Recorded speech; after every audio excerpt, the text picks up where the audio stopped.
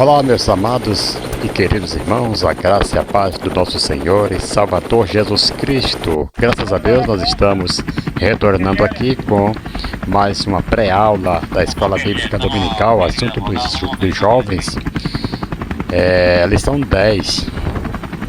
Glória a Deus, 8 de junho de 2025. E hoje, amado, nós temos uma lição muito maravilhosa, como todas as demais que nós estamos tendo aqui. Esta é mais uma lição que vem trazendo grandes ensinamentos para nossas vidas, né? Nós estamos no segundo trimestre de 2025 e que tem por título deste trimestre Davi, de pastor de ovelhas a rei de Israel, fé e ação em meio a diversidade, né? A diversidade da vida. O título da lição hoje é Davi, marido e pai.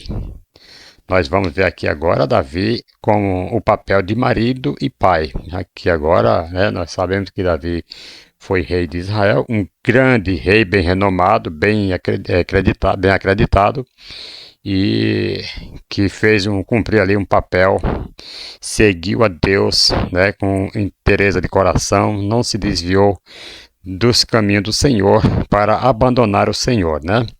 A gente sabe que como homem, teve suas falhas, teve seus momentos de fraquezas, porém não abandonou ao Senhor, o Senhor de Israel, Deus de Israel, né? Glória a Deus. E que nós vamos estudar nesta lição, amado, como eu já falei, né? O título, Davi, marido e pai. Nesta lição, amado, nós voltamos nosso olhar para Davi, não como guerreiro ou como rei, mas como marido e pai. Ao examinarmos aqui sua trajetória familiar, nós encontramos falhas marcantes, mas também lições preciosas. A sua história revela os perigos da poligamia, né? Todos sabem, né? E da omissão e da ausência de disciplina, mas também evidencia um homem que, mesmo ferido por suas falhas, mantinha um espírito quebrantado e sensível à correção divina. É isso que Deus quer, amados, que cada um de nós reconheçamos. Quando Deus nos repreende, quando Deus nos corrige, nós temos que ser sensível, ter que ter um espírito quebrantado, ok? Davi nos ensina que é possível sim buscar restauração e viver em família para a glória de Deus, né? Apesar das imperfeições, louvado seja o nome do Senhor e Salvador Jesus Cristo. Temos aqui o textuário que se encontra, aqui é o texto principal, que nós iremos fazer referência a essa lição. Está lá em Josué, capítulo 24, versículo 15. Só a parte B, que é a última parte deste versículo, que nos diz assim, Josué: porém eu e a minha casa serviremos ao Senhor. Glória a Deus. Vejam só. Mesmo se você, o que ele fala aqui, mesmo se vocês recusarem a servir ao Senhor, escolham hoje a quem servirão, né? O versículo completo aqui na tradução NVT, ele vai falar aqui, mesmo se vocês recusarem a servir ao Senhor, escolham hoje a quem servirão. Escolherão servir aos deuses aos quais seus antepassados serviram além do Eufrates, ou os deuses dos amorreus, em cuja terra vocês habitam. Aí a parte B de quanto a mim, eu e a minha casa serviremos ao Senhor. Josué 24 e versículo 15. Eu trouxe aqui alguns pontos que precisam ser bem destacados para vocês. Primeiro, Davi, filhos, esposas, autoridade, né? Inclui todos os membros sob sua... aqui, quando fala isso aqui, amado, está incluindo todos os membros sob, a casa, sobre sua casa, servos, parentes próximos, etc.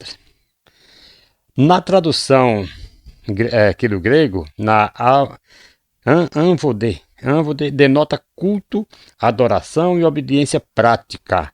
Não é apenas, né, serviremos um sentimento, mas um compromisso. Aqui não é apenas um sentimento, quando ele estava falando, mas é um compromisso de servir ao Deus Todo-Poderoso. Aqui no livro de Josué, capítulo 24, versículo 15, que agora nós acabamos de ler, né, que foi o nosso textuário, vemos um líder que assume responsabilidades espiritual por sua casa, decidindo que sua família servirá ao Senhor. Já em Davi, amado, nós encontramos um rei que, embora profundamente piedoso e apaixonado por Deus, ele demonstrou aqui muita fragilidade na condução espiritual e moral da sua casa. Josué, ele pôs aqui praticamente uma ordem: eu e a minha casa serviremos ao Senhor. Mas aqui Davi deixou assim um pouco as coisas meio frouxas, né? Que demonstrou muita, né? Ele demonstrou aqui muita fragilidade nessa conduta espiritual e moral da sua família, da sua casa. A fidelidade no lar, querido, exige mais do que espiritualidade pública. Requer presença, coerência e exemplo, né? A lição de Josué aqui, ela nos serve como referência ideal à vida de Davi como alerta pastoral. Glória a Deus. Devemos tomar muito cuidado quanto ao que nós estamos ensinando, o legado que nós estamos deixando para nossos filhos, né? Para pessoas que vêm depois de nós. Vamos aqui ao resumo da lição, que é a verdade prática, que nos diz assim: tanto os erros de Davi quanto os seus acertos nos trazem grandes ensinamentos e nos convidam a importantes reflexões. Ok, amado. Eu gostaria aqui de seguir uma atividade pedagógica que pode ser aplicada ao longo da semana anterior, né? A lição, com o objetivo de preparar os alunos para uma participação mais reflexiva. A proposta também pode ser desenvolvida no início ou no final da aula, certo? Conforme o planejamento e o perfil da turma. Fica a critério aí do professor, né? Nome da atividade, cartas para Davi, etc. Quais materiais que você vai usar para fazer essa dinâmica aí, esse movimento aí com a sua classe? Papéis em branco e canetas, simples, né? Poucos materiais. Quais são as etapas que você vai passar aqui para os seus alunos? Peça que cada aluno escreva em breve uma breve carta aconselhando Davi, como se estivesse diante dele em um dos momentos de crise familiar. Por exemplo, após o pecado com Betseba, diante daquela tragédia de Amon e Tamar, ou durante a rebelião de Absalão, também você pode fazer essas perguntas, pode escrever essa carta aqui para Davi. O que você vai fazer? A carta deve conter, por exemplo, um conselho bíblico, uma advertência ou um encorajamento, certo? Nada de julgamento, nada de prerrogativa, mas aqui uma advertência, né? Ou um encorajamento ali para quem está fraco, para quem está caindo, para quem está falhando, é muito importante um diálogo deste. Você adverte, mas tendo cuidado de nós mesmos, como o apóstolo Paulo falou, né? Quando nós repreendemos alguém, nós temos que tomar cuidado de nós mesmos para não cair na mesma tentação, na mesma armadilha. Pode ser um conselho, um encorajamento ali para a pessoa. Outro ponto: após a escrita, alguns alunos eles podem ler suas cartas em voz alta. O professor pode destacar temas recorrentes e guiar uma reflexão final, ok? Isso é muito importante para que a classe possa todos participar, seja uma aula participativa, né, em grupos ali, isso é muito importante. Aí assim fica fácil de todos aprenderem junto, né, a lição que é passada para os alunos ali naquele momento. Glória a Deus.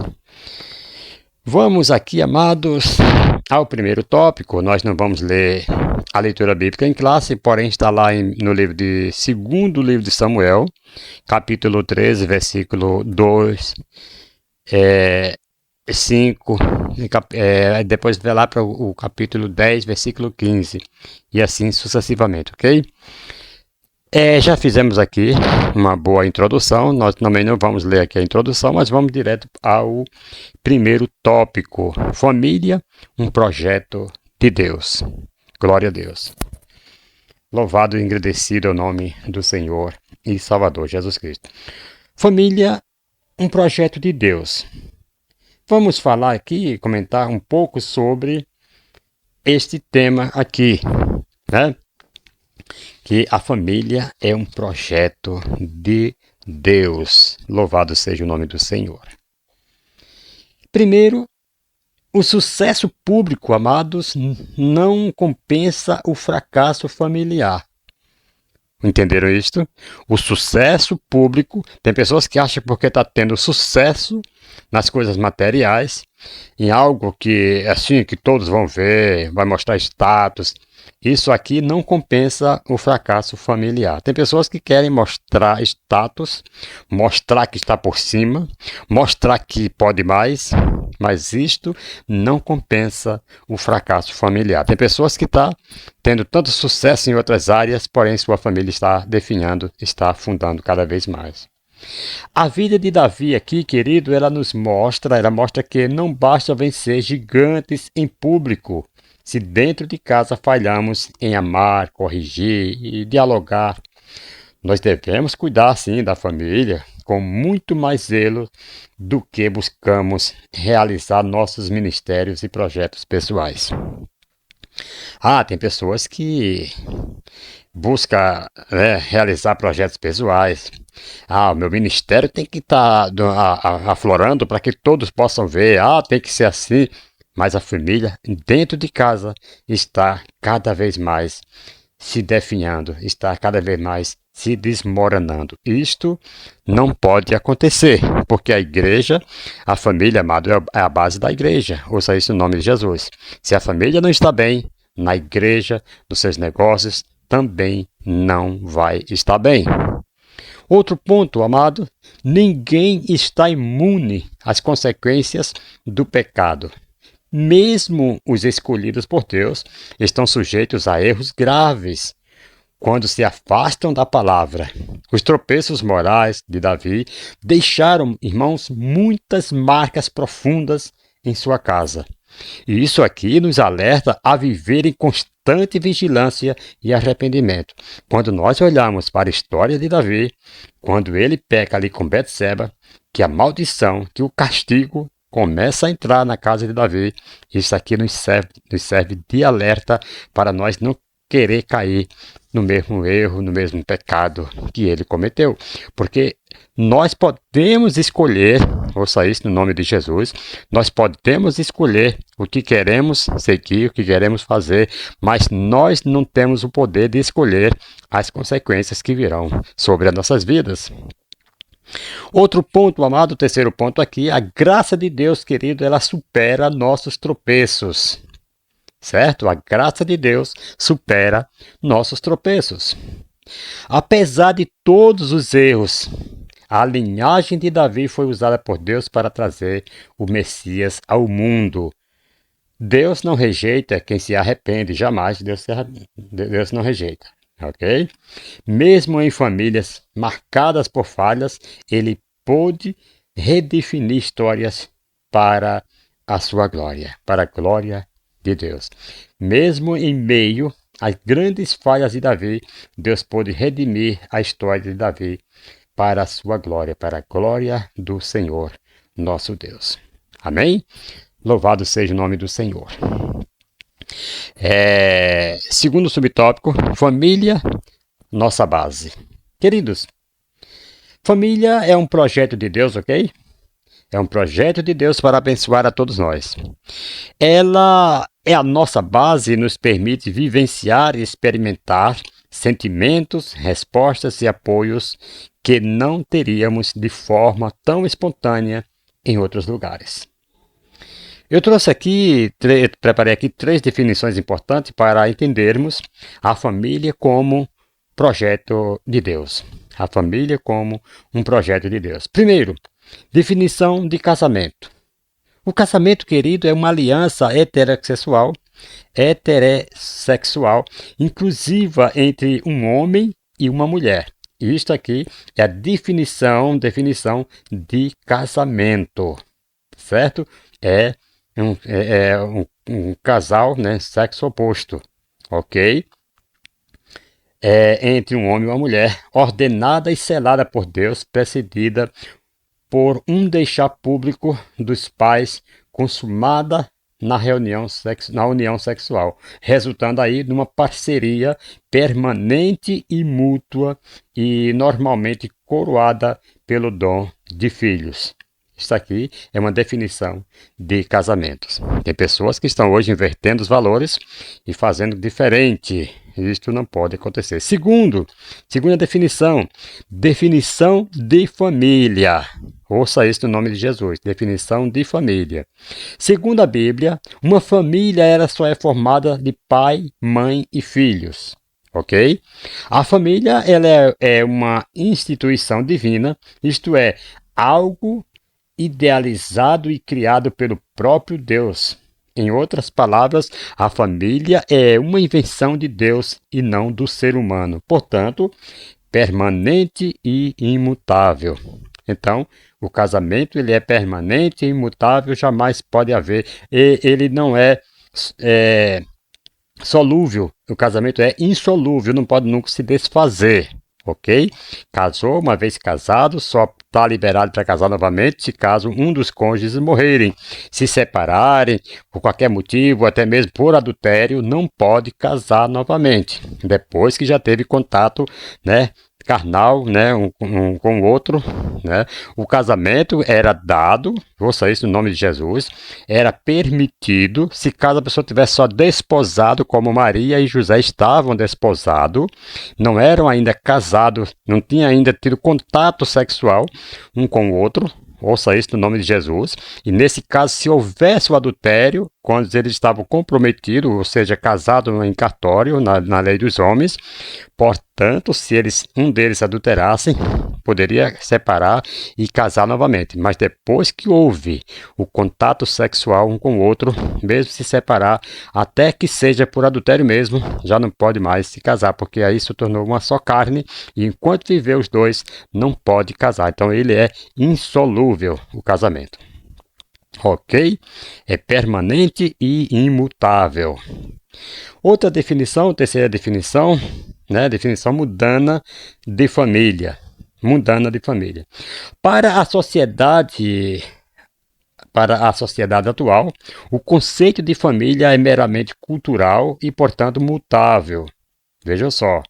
A Bíblia fala que é imutável, que para ele o conceito é mutável de acordo com a evolução do ser humano, né, com o passar dos tempos. Na concepção moderna, permissiva, uma criança tem uma família ainda que essa mesma criança possua 2 pais ou 2 mães. Isso é um absurdo. Então nós devemos seguir o exemplo bíblico, não a mudança aí do ser humano que eles fazem para denigrir, para deturpar a imagem de Deus. Ok? Terceiro subtópico, amado, uma família para a glória de Deus. Louvado seja o nome do Senhor. Uma família para a glória de Deus. Irmãos, na perspectiva cristã, a ideologia é frequentemente entendida como uma visão de mundo que tenta substituir os fundamentos revelados por Deus por construções humanas, né, geralmente baseadas em pressupostos aí seculares, relativistas ou contrários à verdade bíblica. Destaco aqui 3 ideologias que são contrárias ao modelo de família bíblica. Vejam só, 3 ideias que são contrárias ao modelo de família bíblico. Glória a Deus. Primeiro, né, ideologia de gênero. Essa ideologia, amado, ela separa totalmente sexo biológico de gênero, afirmando que ninguém nasce homem ou mulher, mas escolhe seu gênero com o tempo, conforme a cultura promove a ideia de que o comportamento sexual é uma construção pessoal e social, afetando aí diretamente crianças e jovens, principalmente por meio da mídia e da educação. Muito cuidado com as mídias que estão ensinando coisas aí que é um absurdo, né? Destruindo aquilo que Deus criou, certo? Então, a Bíblia, porém, ela afirma que Deus criou o ser homem, o ser humano homem e mulher, como diz no livro de Gênesis, capítulo 1, versículo 27. E isto nós não podemos mudar, amados. Então, quando Deus cria o homem e mulher, né? Isso aqui, né, as pessoas estão condenando as práticas contrárias à ordem natural, como disse Paulo lá em Romanos capítulo 1, versículo 26 ao versículo 28. Segundo, poliamor. O poliamor defende múltiplos relacionamentos simultâneos, rejeitando a monogamia e o casamento tradicional. Certo? Então eles falam que pode ter vários, né, pares, sendo que a Bíblia nos ensina que é monogâmico, né? Monogâmico, é monogamia, né, o casamento tradicional. Suas expressões aqui incluem trisal, relacionamentos abertos e união estável. Irmãos, essa ideologia aqui, ela desvaloriza o casamento bíblico que é entre um homem e uma mulher em união exclusiva, né? O próprio Deus fala lá em Gênesis capítulo 2, versículo 18 e versículo 24. Terceiro, feminismo ideológico. Irmãos, embora o feminismo tenha buscado direitos importantes, sua vertente ideológica ataca o papel da mulher na família. Ela rejeita a maternidade como valor e propõe uma rivalidade constante entre homens e mulher. Então, essa abordagem aqui, ela contradiz o ensino bíblico que valoriza igualmente homem e mulher com papéis complementares no lar e na sociedade, como diz Paulo aos Efésios, capítulo 5, versículo 22 até o versículo 33 por ali. Ok, vamos agora, amados, para o segundo tópico. No casamento, uma só carne, que quando tem o contato físico, torna-se uma só carne, né? Como não conduzir o casamento? Como não conduzir o casamento? Preste atenção nisso aqui.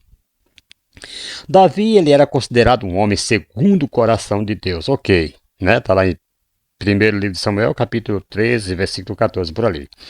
Por outro lado, ele teve sua vida pessoal marcada por diversas atitudes questionáveis, como, por exemplo, múltiplos casamentos e um adultério.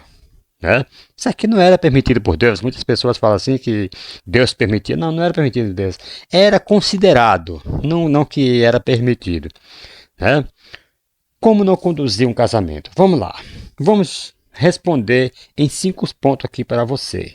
5 pontos. Primeiro, casar por impulso ou por interesse político. Era o que acontecia muito naquela época.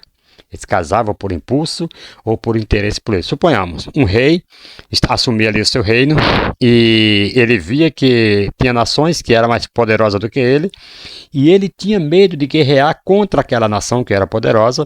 Então ele ia lá, fazia um pacto com aquele rei e casava com a filha daquele rei, se aparentava a eles, para que agora não houvesse guerra entre eles, e sim amizades. Quando ele fosse para guerrear contra outro povo, estava lá todo mundo em família e tal, e ia guerrear junto.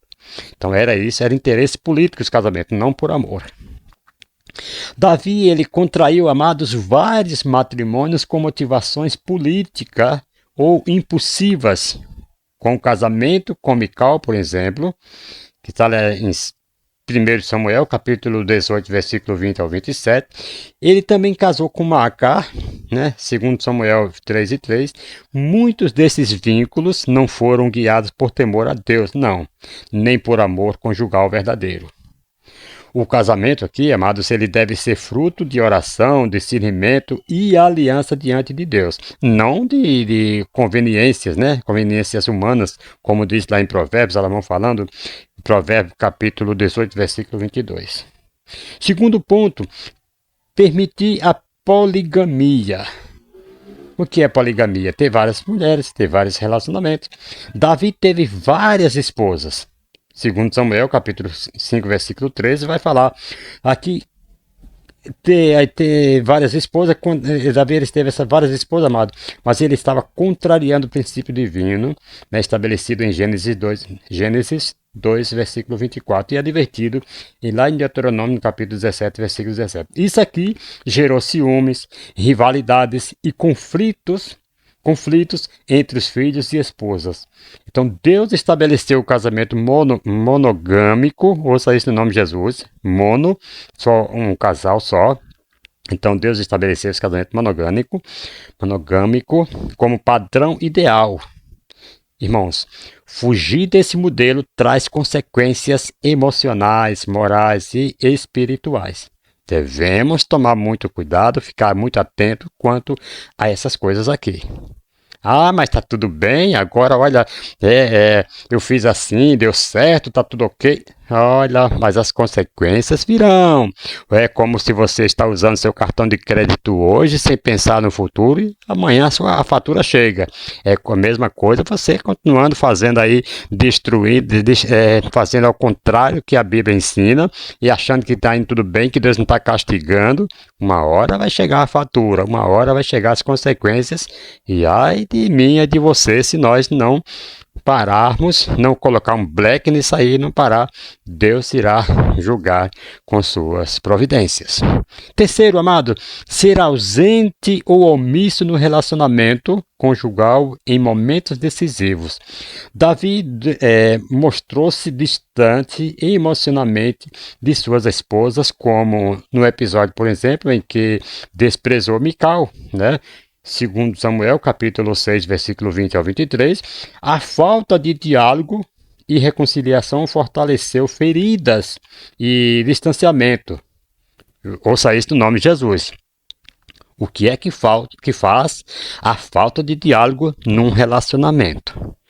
A falta de diálogo, amado, falta de diálogo e reconciliação. Peraí, errei. Vamos lá, vamos nos reconciliar e vamos fortalecer aí nosso amor, nosso vínculo. Mas não, a falta de diálogo e reconciliação fortalece as feridas e distanciamento.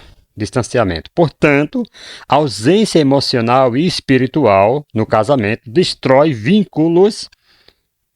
Ouça isso no nome de Jesus. Repito mais uma vez para você. Louvado seja o nome do Senhor.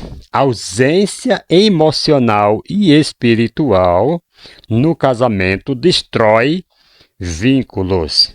O diálogo amoroso, amado, deve ser cultivado diariamente. Quantas pessoas, né, que não tem mais um diálogo, não tem mais uma conversa, não tem mais... Não, mas é só patadas um no outro, essas coisas. Não, temos que ter diariamente, cultivar diariamente o diálogo, né, para que isso aí fortaleça o vínculo amoroso. Paulo falou isso lá em Efésios, né, capítulo 5, versículo 28 ao 33, por ali. Acredito que seja isto. Depois vocês confiram lá. Quarto ponto, abrir espaço para a infidelidade. Vejam só. Isso aqui é um perigo, abrir espaço para a infidelidade. Irmãos, o adultério com Betseba, que está lá em segundo livro de Samuel, capítulo 11, versículo 12, 4, por ali, lá foi uma grande transgressão moral e espiritual. O desejo não controlado, né, a ociosidade e a falta de vigilância foram portas para a queda. Logo, fidelidade é pilar do casamento. O crente, queridos, ele deve vigiar. Né? Vigiar seus olhos, vigiar sua mente, vigiar seu coração. Olhe, vigie onde você está olhando. Opa, viu algo que pode aí contaminar sua mente? Tire o olhar, vigie sua mente para que não desça para o coração. Né? Mateus capítulo 5, versículo 28 e Hebreus capítulo 13, versículo 4. Quinto ponto, amados, negligenciar a liderança espiritual do lar. Será que Davi fez isso? Vamos lá. Davi ele foi um bom marido e nem um bom pai. Ele não foi um bom marido e nem um bom pai, tá certo? Então ele negligenciou a sua liderança espiritual no lar.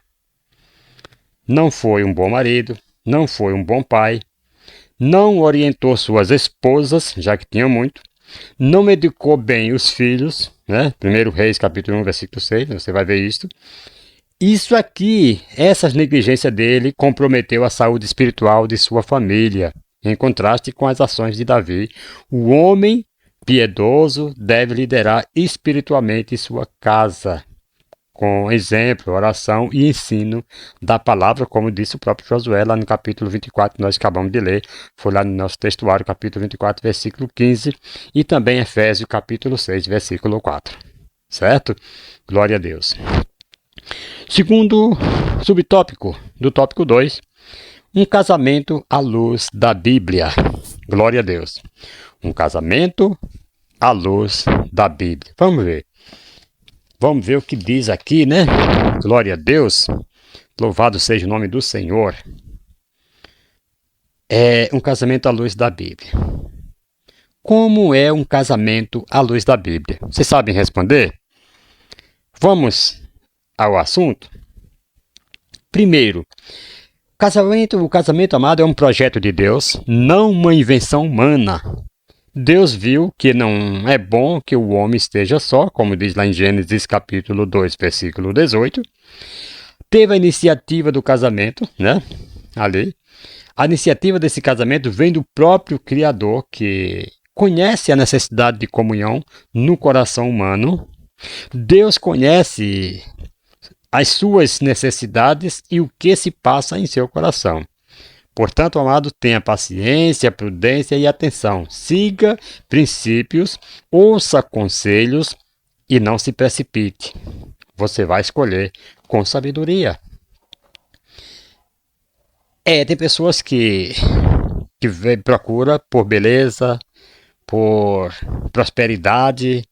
A moça é próspera, eu vou casar. A moça é bonita, eu vou casar. A moça é atraente, eu vou casar. Não, ore a Deus, não se precipite, escolha com sabedoria e Deus dará o aval. Deus permitirá, né? A Bíblia diz que quem acha uma boa mulher, acha uma joia. Então, deve tomar muito cuidado na hora das suas escolhas. Segundo, o casamento é uma união completamente, né? Complementar. Aliás, o casamento é uma união complementar não competitiva. Ouça isso no nome de Jesus. É um complemento, não competitividade. Deus criou uma auxiliadora idônea, isto é, alguém que complemente o outro em dignidade e missão. Não há superioridade ou inferioridade, mas parceria no propósito. Ok, irmãos? Portanto, em vez de procurar alguém perfeito, busque alguém com quem você possa servir a Deus junto. Você não vai encontrar ninguém perfeito. Perfeito somente Deus. Então, busque alguém que possa servir a Deus junto com você. Que vá te orientar, você orientar ela na hora que precisar de uma palavra do outro. Amém? Terceiro, o casamento, amado, é uma aliança de unidade plena. Certo? O texto diz que os dois se tornarão uma só carne, não é verdade? Lá em Gênesis 2, 24, nós já falamos aqui. Isso aqui envolve unidade física, emocional, espiritual e vocacional.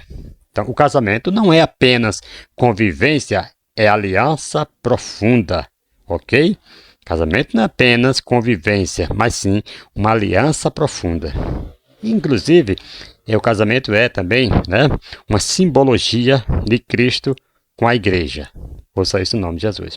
Quarto ponto, o casamento exige maturidade e responsabilidade. Conforme nós já citamos aqui, Gênesis 2:24, afirma que o homem deve deixar pai, mãe e unir-se a sua esposa, né? Unir-se, não é viver brigando, viver união, unir-se à sua esposa. Aqui exige-se desprendimento emocional, autonomia e prontidão para assumir responsabilidade. Aqui exige-se isso aqui, tá? Exige-se desprendimento, emocional, autonomia e prontidão para assumir responsabilidade. Quinto ponto, o casamento deve refletir a glória de Deus. Acabei de falar aqui agora. O casamento, amado, aponta para a relação entre Cristo e a igreja. Acabei de citar aqui para você. Efésios 5, versículo 25 ao 27, vai nos falar isto. Quando um casal vive em amor, perdão, serviço e fidelidade, ele está anunciando o evangelho com a própria vida. Certo? Aleluia! Então, quando ele vive em amor, perdão, serviço e fidelidade, tem pessoas que não perdoam, é uma briga e os vizinhos ficam vendo isto, não perdoa, aquela confusão toda.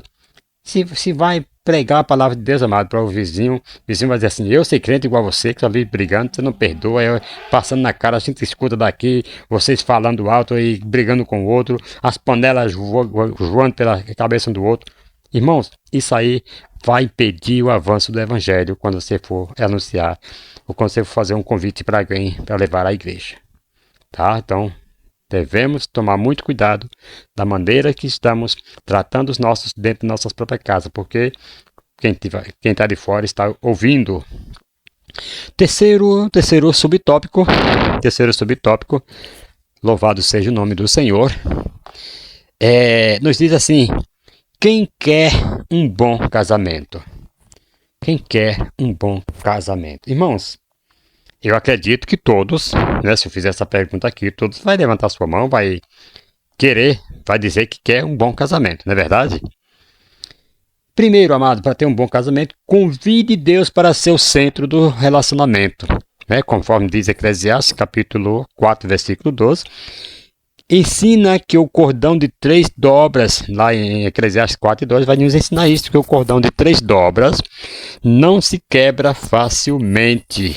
Um casamento firmado apenas em sentimentos ou compatibilidade humanas é frágil. Quando o Senhor é a terceira dobra, o relacionamento ganha firmeza espiritual, emocional e moral. Certo? Então aqui está esta comparação deste cordão de 3 dobras. Tem você, sua esposa, ou sua esposa e você, e Deus no meio. Ouça isso no nome de Jesus. E Deus é a terceira dobra. Louvado seja o nome do Senhor. Segundo ponto, o amor verdadeiro exige compromisso, não apenas emoção. Vocês ouviram esta? O amor verdadeiro exige compromisso, não apenas emoção. Avalie se você está disposto a permanecer firme, mesmo quando as emoções oscilarem. Casamento cristão, amado, é sustentado por aliança, não por sentimentos passageiros, ok? Um casamento cristão é sustentado por uma aliança eterna, não por sentimentos passageiros. Eu vou casar hoje, se não der certo, amanhã eu separo. Não, é uma aliança e tem que ser perpétua, não pode ser dissolúvel, tem que ser insolúvel. Ouça isso no nome de Jesus. Terceiro tópico, intimidade vai além do físico. Vejam só, é emocional, espiritual e intelectual, Intimidade vai além do físico e emocional, espiritual e intelectual. Casais cristãos são chamados a desenvolver uma comunhão integral, queridos. Crescer juntos em todas as áreas é essencial para uma vida a dois, duradoura e frutífera. Ouça isso no nome de Jesus.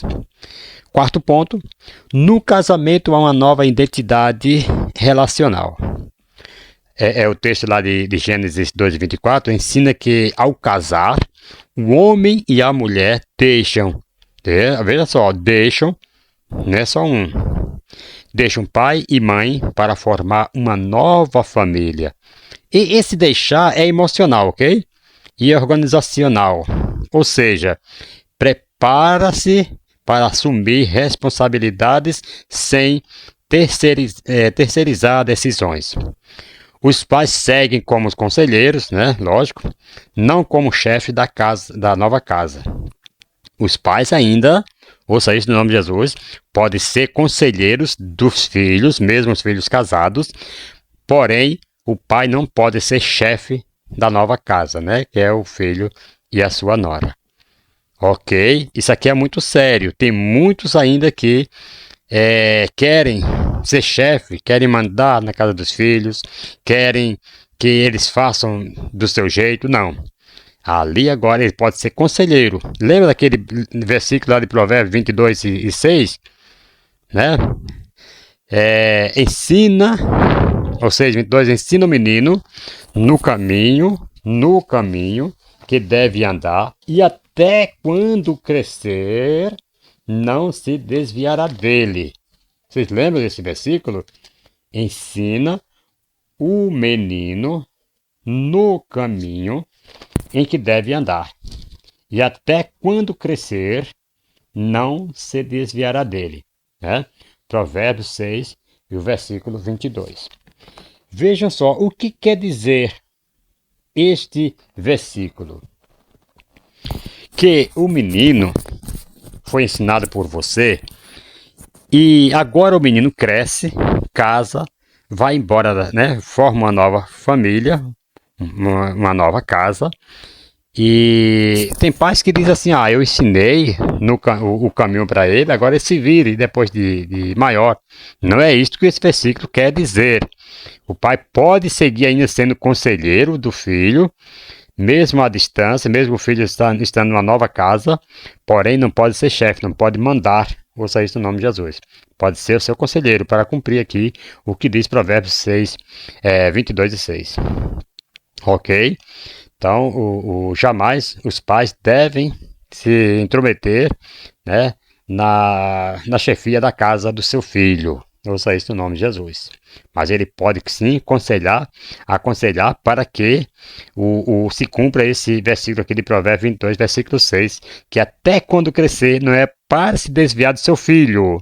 Se o filho errar, o pai está ali como conselheiro ainda para aconselhar, certo? É isso aqui, aí se cumpre aí Provérbios 22 e 6 na vida do filho, né? Através desse versículo aqui. Glória a Deus. Terceiro tópico, estamos já indo para o final e nós vamos correr aqui que o tempo já está passando, né? Ouça isso no nome de Jesus. 42 minutos já, misericórdia. Pensei que ia ser mais rápido, mas é muito assunto e ainda vem mais, né, revelações, mais luz aí no assunto e a gente acaba nos enrolando. Vamos lá, se enrolando aqui, né? Terceiro tópico. Eis que os filhos são herança do Senhor, como pai, um bom rei. Certo? Glória a Deus. Louvado seja o nome do Senhor para todos sempre. Irmãos, as escrituras não escondem os erros dos seus personagens, não escondem. Ela traz à tona mesmo para que isso sirva de exemplo para nós não cair nesses erros. Ouça isso no nome de Jesus. Ela não esconde os erros dos personagens. E no caso de Davi, queridos, a omissão paterna é reiterada aqui em episódios graves, com desdobramentos morais, sociais e espirituais de grande impacto. A seguir destacam-se 4 falhas centrais. Primeiro, omissão diante do pecado de Amon. Vejam só, isso aqui foi uma falha grave de Davi diante deste quadro, né, do pecado de Amon. Vocês conhecem a história de Amon, né, que se enamorou ali da sua meia-irmã e a possuiu, né? E assim que deu luz ao pecado, ele passou a odiá-la mais do que o amor que sentia por ela. Então, Amnon, Davi aqui, ele teve essa omissão diante do pecado de Amnon. Segundo, está escrito lá em 2 Samuel, capítulo 13, versículo 21, Davi muito se irou ao saber que seu primogênito Amnon violentara Tamar, mas não tomou nenhuma medida disciplinar. Essa inação é moralmente grave e compromete a justiça dentro da própria casa. O rei que julgava causas do povo, né, como está em 2 Samuel 15:2, ele falhou em julgar sua própria família. Então, queridos, a ausência de correção é uma forma de irresponsabilidade paternal. Salomão mesmo fala isso lá em Provérbios 13, versículo 24, Hebreus 12, versículo 6 ao 11, por aí se vai. Então, a ausência de correção, né, uma forma de irresponsabilidade paternal, pais que se calam diante da justiça contribuem. Vejam só, pais que se calam diante da injustiça, eles contribuem para a sua perpetuação, ok? Então não podemos nos calar. Devemos sim, né, disciplinar, corrigir os erros de nossos filhos. Segundo, permissividade com Adonias, né? Permitiu algumas coisas aqui com Adonias. Em 1 Reis, capítulo 1, versículo 6, o texto afirma que seu pai jamais o havia contrariado, isso que revela um padrão de paternidade permissiva que produziu filhos sem limites. Adonias tentou usurpar o trono, demonstrando a consequência direta da falta de disciplina. Então, quando há falta de disciplina, você vê que vem medidas aí drásticas para a vida dos pais. E terceiro, exemplo moral comprometido. O adultério de Davi com Betseba, irmãos, e o assassínio de Urias, por exemplo, está escrito lá em 2 Samuel, capítulo 11, tiveram consequências que se refletiram diretamente em sua família. Como líder espiritual e político, sua autoridade foi enfraquecida, né? Então a maldição anunciada por Natã incluía tragédias dentro da própria casa. Davi foi perdoado? Sim, mas as tragédias aconteceram. Ele escolheu o caminho? Sim, mas não escolheu as consequências, né? 2 Samuel capítulo 12, versículo 10 ao 12 vai falar isso. Então, irmãos, a coerência entre vida pública e vida privada, queridos, é exigida de qualquer servo de Deus, especialmente de pais que lideram espiritualmente em sua casa, né? Isso aí está claro lá em 1 Timóteo, né? Capítulo 3, versículo 4 e 5 por ali, né? Que devem cuidar bem da sua casa e tal por ali, certo? Então os filhos, eles são a herança do Senhor, conforme diz Salmo 127, versículo 3, e como tal, eles devem ser cuidados sim, com zelo, né? Então a omissão no lar, amado, segundo as Escrituras, sinal de infidelidade ao chamado divino, ok? A omissão no lar segundo as Escrituras, chamada de infidelidade ao chamado divino. 1 Timóteo, capítulo 5, versículo 8. Glória a Deus. Segundo subtópico, consequências de uma paternidade disfuncional. Consequências, só pelo título aqui já dá para nós perceber, consequência de uma paternidade disfuncional. Glória a Deus. Louvado seja o nome do Senhor. Uma palavra final aqui. 2 filhos nascidos do mesmo pai e criados sobre o mesmo teto, eles trilharam caminhos radicalmente distintos. Essa divergência despertou o interesse de um repórter, né, investigativo, que se propôs ali a compreender os motivos de tamanha diferença. Um dos irmãos ocupava a prestigiada posição de presidente executivo, né? Que é o CEO, de uma renomada empresa multinacional, resultado de uma trajetória marcada por excelência e conquista. O outro, no entanto, estava recluso em uma penitenciária, respondendo por crimes graves. Vejam só a diferença. Movido pela curiosidade, o repórter entrevistou primeiramente o filho encarcerado.